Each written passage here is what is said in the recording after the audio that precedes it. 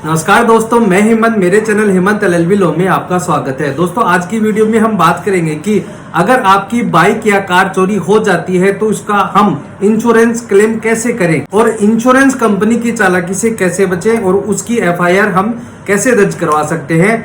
आज हम इन्हीं के बारे में चर्चा करेंगे, तो चलिए शुरू करते हैं।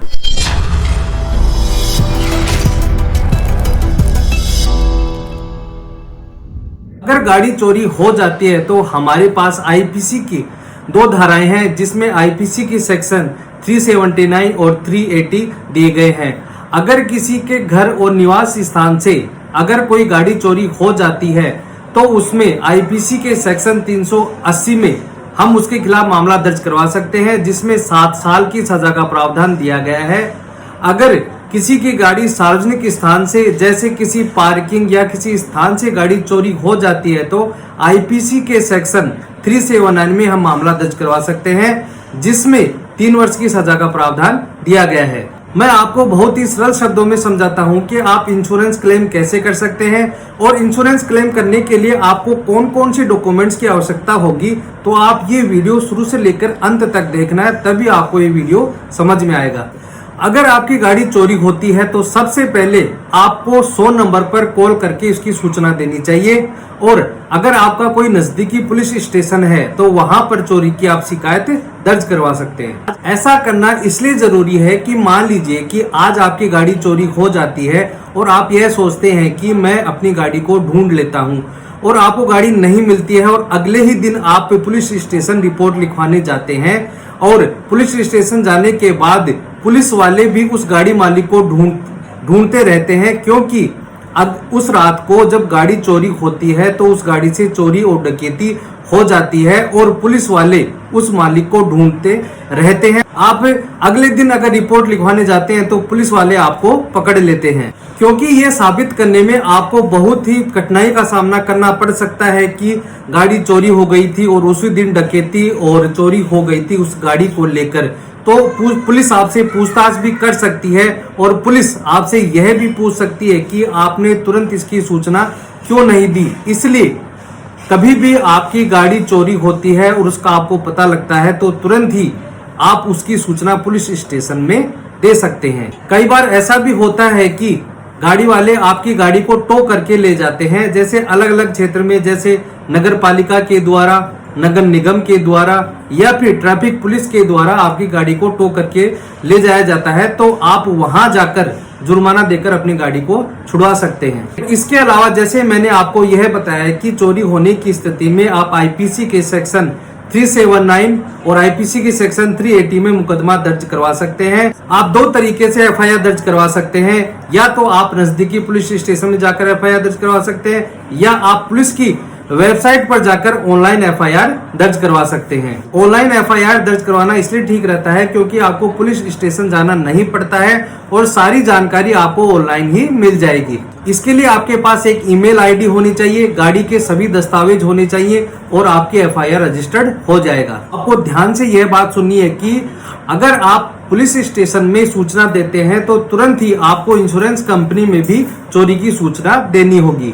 इसके लिए आप अपनी कंपनी के कस्टमर केयर नंबर पर कॉल करके अपनी शिकायत दर्ज करा सकते हैं, या अपने एजेंट के माध्यम से उसे कॉल करके सूचना दे सकते हैं। सरकारी नियमों के अनुसार गाड़ी चोरी होने की तारीख से 1 सप्ताह के भीतर आप इंश्योरेंस कंपनी को इसकी सूचना दे सकते हैं, और 6 माह के भीतर और गाड़ी की जितने भी दस्तावेज हैं वह आप इंश्योरेंस कंपनी को दे सकते हैं। अगर आप इंश्योरेंस क्लेम करना चाहते हैं तो आपको कौन कौन से डॉक्यूमेंट्स की आवश्यकता होगी यह आपको मैं बता देता हूं। तो सबसे पहले यह है कि आपको गाड़ी मालिक का आईडी प्रूफ चाहिए, जैसे आधार कार्ड या वोटर आईडी।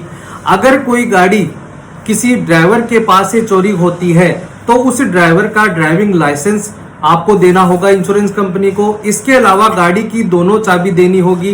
गाड़ी मालिक है तो उसकी पासपोर्ट साइज की 2 फोटो आपको इंश्योरेंस कंपनी को देनी होगी। पुलिस एफआईआर की कॉपी की आपने रिपोर्ट दर्ज कराई है कि मेरी गाड़ी चोरी हो गई है, इसकी एफआईआर की कॉपी। और जब आपने एफआईआर दर्ज करा दी जाती है तो कोर्ट के द्वारा अनट्रेस कॉपी दी जाती है। कहने का मतलब है कि जब पुलिस के द्वारा उस गाड़ी को ढूंढा जाता है और वह नहीं मिलती है तो कोर्ट में वह कागज पेश कर दिए जाते हैं, तो कोर्ट के आदेश की सर्टिफाई आपको इंश्योरेंस कंपनी को लाकर देनी होगी। अगर आपने शिकायत ऑनलाइन दर्ज करवाई है तो एंट्रेस की कॉपी आपकी आईडी पर आ जाएगी, लेकिन अगर आपको जल्दी चाहिए तो कोर्ट के द्वारा आप वहां से ले सकते हैं। अगर आपकी गाड़ी लोन पर थी और आपने पूरा लोन चुका दिया है तो लोन कंपनी से आपको एक एनओसी की कॉपी इंश्योरेंस कंपनी को देनी होगी। अगर आपका लोन बकाया है तो एग्रीमेंट की कॉपी आपको इंश्योरेंस की कंपनी को ले जाकर देना होगा। लोन होने की स्थिति में, कहने का मतलब है कि अगर आपने गाड़ी लोन पे ले रखी है और आपका लोन बकाया है तो आपका जो पैसा आएगा वह पहले लोन कंपनी के द्वारा काटा जाएगा और उसके बाद बचा हुआ पैसा आपको चेक द्वारा या आपके अकाउंट में दे दिया जाएगा। अगर आपने एफआईआर दर्ज करवा दी है और इंश्योरेंस कंपनी की डॉक्यूमेंट से संबंधित सभी रिक्वायरमेंट को पूरा कर दिया है तो आपको क्लेम मिलना ही चाहिए। लेकिन कई बार ऐसा देखा जाता है कि इंश्योरेंस कंपनी चालाकी करती है और वह क्लेम देने से बचना चाहती है, वह बहुत ही ऐसी कोशिश करती है जिससे वह इंश्योरेंस न दे। मैं आपको एक तरीका बताता हूं कि आप इंश्योरेंस कंपनी की चालाकी से कैसे बच सकते हैं। हमेशा गाड़ी चोरी होने की स्थिति में आप अपनी शिकायत कंपनी के कस्टमर केयर में करवा सकते हैं। अगर हम डायरेक्ट इंश्योरेंस कंपनी में करवाते हैं तो वह बहाना बनाते हैं कि आपने हमें सूचना बहुत ही देरी से दी है, या फिर या तो आपने गाड़ी को बेच दी होगी या कटवा दी होगी क्लेम लेने के लिए। तो ऐसी स्थिति में आप डायरेक्ट सूचना कंपनी के कस्टमर केयर में कर सकते हैं। इंश्योरेंस कंपनी आपको यह नहीं कह सकती कि इसकी सूचना 24 घंटे के भीतर ही आपको देना था, लेकिन सरकारी नियमों के अनुसार 7 दिन के भीतर आप चोरी की सूचना इंश्योरेंस कंपनी को दे सकते हैं। ये इंश्योरेंस कंपनी के बहाने होते हैं इंश्योरेंस नहीं देने के लिए, लेकिन आप अपनी तरफ से देरी न करें, आप तुरंत ही इंश्योरेंस कंपनी को इसकी सूचना दें। अगर आप लेट करते हैं या किसी देरी के कारण आप सूचना नहीं दे पाते हैं तो उनके पास बहानों का भंडार लग जाएगा। अगर आपको कानून का नॉलेज होगा तो आप कंपनी की चालाकी से कैसे बच सकते हैं, आपको यह वीडियो अंत तक देखना है, क्योंकि दोस्तों मैं हर वीडियो में आपको यह कहता हूं कि नॉलेज कानून का बहुत ही जरूरी है। अगर किसी व्यक्ति को कानून का नॉलेज नहीं है तो कोई भी व्यक्ति उसे परेशान कर सकता है। अगर आपको थोड़ा बहुत भी कानून का नॉलेज है तो कोई भी आपके सामने नहीं होगा। आप कभी भी कंपनी के रजिस्टर ऑफिस में जाकर कंप्लेन दर्ज नहीं कराएं, आप कस्टमर केयर में जाकर रजिस्टर करवाएं। क्लेम नंबर मिलने के बाद यदि कोई कंपनी का एजेंट 2 दिन में आपसे संपर्क नहीं करता है या किसी एजेंट के द्वारा 7 दिन के भीतर चोरी से संबंधित डॉक्यूमेंट्स नहीं लिए जाते हैं तो आप फिर से कस्टमर केयर में उसकी शिकायत कर सकते हैं और उन शिकायत नंबर को आपको संभाल कर रखना है। मैं कस्टमर केयर में शिकायत दर्ज करने के लिए इसलिए कह रहा हूं क्योंकि यह ऑनलाइन रिकॉर्ड रहता है। आप कभी भी ऑफिस में जाते हैं तो क्या पता आपको रिकॉर्ड दे या न दे, इसलिए ऑनलाइन आपके पास रजिस्टर रहता है। चोरी की सूचना आपने दी है तो इसका रिकॉर्ड आपके पास रहेगा।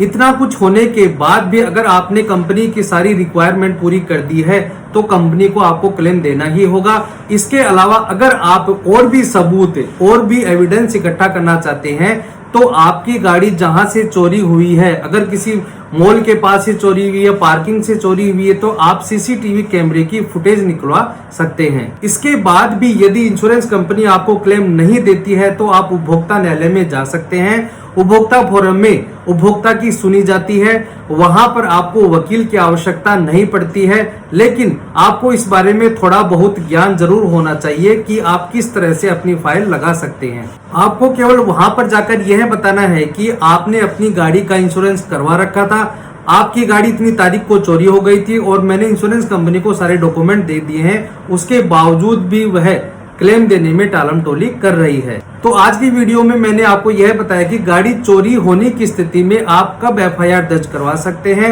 और इंश्योरेंस कंपनी यदि इंश्योरेंस देने से टालम टोल करती है या फिर आपको इंश्योरेंस क्लेम नहीं देती है तो आप किस तरह से इंश्योरेंस ले सकते हैं। मैं उम्मीद करता हूं कि आपको इस वीडियो से बहुत ही कुछ सीखने को मिला है। दोस्तों अगर आपको ये वीडियो अच्छा लगा हो तो प्लीज मेरी मेहनत के लिए इसे लाइक करें, अपने दोस्तों और रिश्तेदारों को शेयर करें ताकि उन्हें पता लग सके कि इनकी गाड़ी चोरी होती है तो वह किस तरह से कंपनी के ऊपर क्लेम कर सकते हैं और उन क्लेम का पैसा ले सकते हैं। तो दोस्तों अगर आप मेरे से जुड़ना चाहते हैं तो प्लीज दोस्तों नीचे जो रेड कलर का सब्सक्राइब बटन है उसे सब्सक्राइब करें और जो घंटी का निशान है उसे दबाकर ऑल पर जरूर करें, ताकि मैं कभी भी वीडियो अपलोड करूं तो उसका नोटिफिकेशन आपके मोबाइल पर आता रहे। धन्यवाद।